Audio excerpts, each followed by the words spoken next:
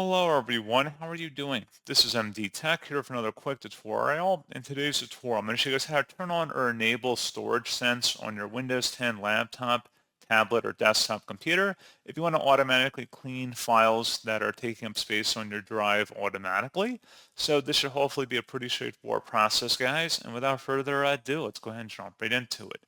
So all you have to do is open up the search menu and you want to type in settings. Best result should come back with settings. Go ahead and open that up. Select the system tile, and then on the left side underneath system, you want to scroll down and you want to select where it says storage. And then you should see up at the top storage. Storage Sense can automatically free up space by getting rid of files you don't need, like temporary files and content in your recycling bin. Click inside that oval to toggle it on, and then you can configure Storage Sense by selecting that hyperlink and adjust those settings down here. And that's pretty much it. So pretty straightforward process on that, guys. And as always, thank you for watching. I do hope that was able to help you out, and I do look forward to catching you all in the next tutorial. Goodbye.